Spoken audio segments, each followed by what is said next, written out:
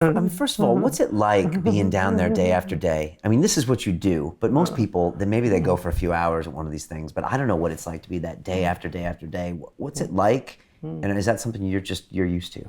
You get used to it. I mean, but you're always aware that, you can get really seriously hurt at any time. I mean, and cops do stuff like, okay, I have a friend, I can't mention names, who, one of the things the police were doing at a certain point, it was clearly a tactic because they started doing it in Egypt first, systematically like groping women and sort of sexual assault. They grab their breasts, they try to like expose them and things like that. And part of it was to traumatize the women because women were key organizers. But part of it was also to try to provoke the men. The idea is like, aren't you going to offend your women folk? So they'll like, try to get the men to do something that they could say is violent and then, or put them in prison. So police started doing this, and there's one woman, like they grabbed her breasts and she said, "What are you, some kind of fucking pervert?" In New York they did This that. is in New Okay. York. Oh, Undercover. Oh, no, they're actually uniformed cops. Really? There's lots of pictures of them. Yeah. One woman appeared on television the next day with giant handprints on her breast.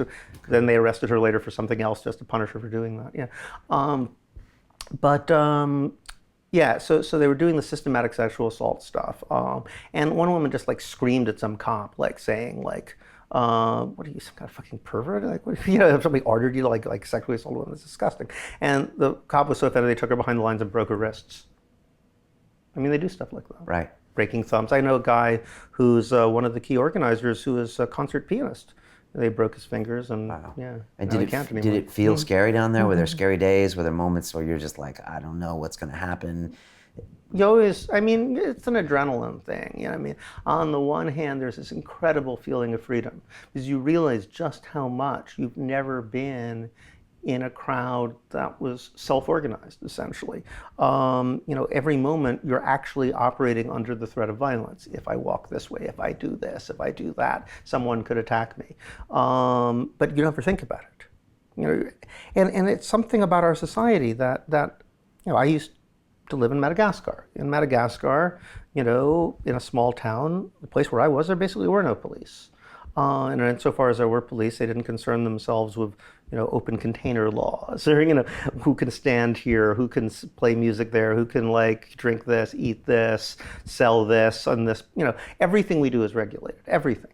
But we don't think about it. But like those things that are regulated are enforced by violence. And we've learned this, like sell untaxed cigarettes, they could kill you. I mean, obviously in America, they can do it fairly easily if you're black, it's harder if you're white. But theoretically they can, I mean, the possibility exists. So we're always under threat. Some people more than others, but everybody. And you just internalize that. You never think about the fact that you're constantly being threatened with violence every moment of the day. But then suddenly when you're in a group of people who are self-organized, you can go down the street any way you want. You can do whatever, suddenly you're free. And it's this like incredible feeling of like, well, yeah, we're facing a risk here, but we're not sheep. We've actually taken control. We've created this free space where we decide what we're going to do, and almost no one ever has that feeling. And it's a rush. It's really exciting, and suddenly your horizons open up because you also have experienced things you never imagined were even possible before. We're trained every day to think. They talk about democracy. Democracy, we live in a democracy. Democracy is what makes us great. We're going to kill people to defend democracy, but we don't actually believe in democracy. Every day we're told in all these subtle ways, real democracy, that would be mob rule, people are crazy, people are irresponsible, people are selfish, people could never just sit down together and collectively make a reasonable decision together. But then you do it. You come to a meeting, there's 1,000 people, they all sit around, everybody's constructive, you solve a problem without any leadership, and it's like, wow. I'd thought all my life that was impossible. I never really thought about it, but I just kind of assumed, because in all these subtle ways you're taught, people are basically unreasonable, people are basically selfish, nobody would actually behave that way. Then you see them behave that way, and it's like, oh my God, something I thought was completely impossible is not impossible. what other things that I think are completely impossible might also be possible. To watch the rest of this fascinating interview, click on the link below and go to londonrealacademy.com. There you can sign in with your social media login and watch the rest of the episode for free, along with all of our episodes on London Real, my webinars, and all of our premium content, all located over at londonrealacademy.com. So click on the link below, you'll be directed there and you can watch the rest of this fascinating interview, and I'll see you there.